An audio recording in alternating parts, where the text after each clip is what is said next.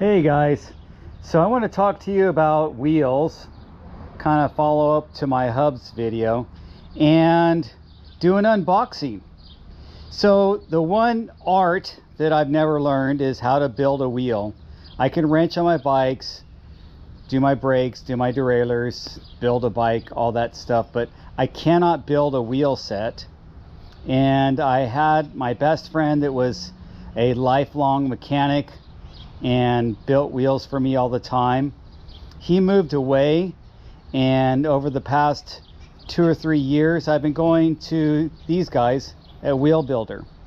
And let me just tell you something. I just dropped off this wheel with them. I drove it out there. They're not too far from me, but I drove it out there on Wednesday.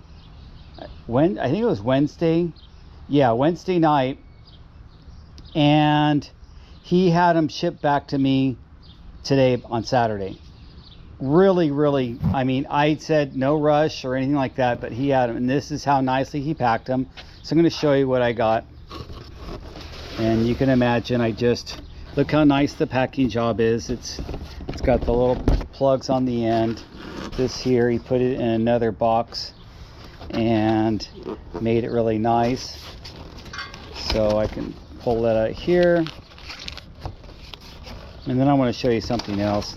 And he taped them for me, which these are not the easiest hubs or rims to tape. I'm going to put that in there.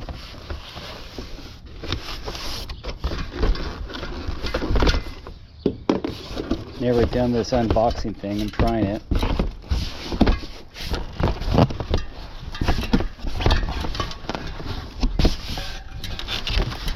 Not as easy as it looks.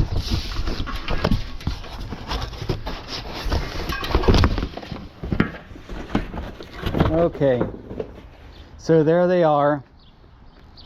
They are 40 millimeter width. As you guys know, I like to go wide, but of course these are for the 275 plus. This is the rim I had for the front on the 29er. I had 35 on the back. But this is in the 275. He did a nice job of taping them. Looks like he did a nice double layer, or maybe he did a single layer, but with some Stan's tape. You can recognize the yellow Stan's tape. And I want to ask you guys something. Now, I don't use Stan's, I use Bontrager sealant, but I do use Stan's tape all the time. Do you guys clean off your tires of the sealant and before you put new sealant in there? I've been cleaning these off for almost an hour now, picking them off, because look at that, and they're so cruddied up. And I was even using this to kind of grab stuff. But what do you guys think? Do you guys think you should peel off all that stuff or wash them off really good?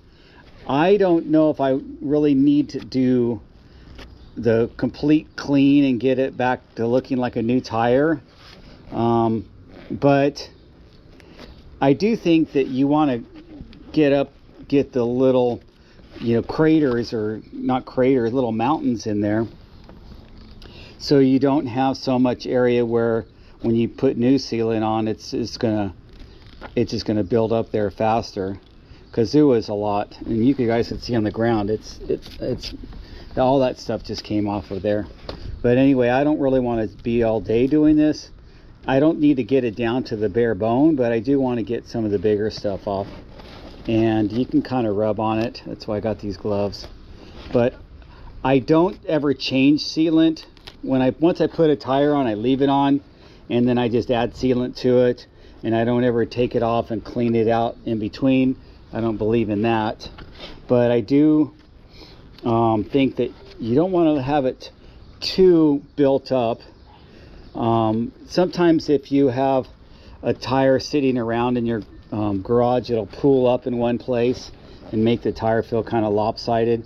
So I don't know if you would want that, but I'm just trying to pick off some of this stuff, and then I'm going to put them on that rim. And luckily they taped it up for me, so I don't have to worry about taping it. Anyway, I wanted to show that to you guys. And of course I got to get my cush core in there. I'm all about the cush core. Put the cush core in there too. That's another thing too. When you have a lot of sealant and stuff stuck here, it makes it even harder to mount the cush core in there because it kind of drags against it, and you want it to be able to slide in there, or slide your tire over it, I should say. So anyway, thanks for watching, and then I'll mount up these tires again with the Hadley hubs as I just talked about, and these new rims. And these are, just for your information, these are Sapin DB spokes. Not the CXR, but the ones just below it that are the butted, real thin butted. And then those are aluminum nipples this time instead of brass, but they're the longer 16 millimeter aluminum nipples. I felt like if I went aluminum, I would go longer, and that would make it a little bit safer. But a lot of times I just do brass, because this is where your spoke will break as you sweat and gets corroded in there, or you live in an area that's close to the beach and you get a lot of salt water. That's where it's gonna corrode and crack, right there next to the interface. So I'll talk to you guys later.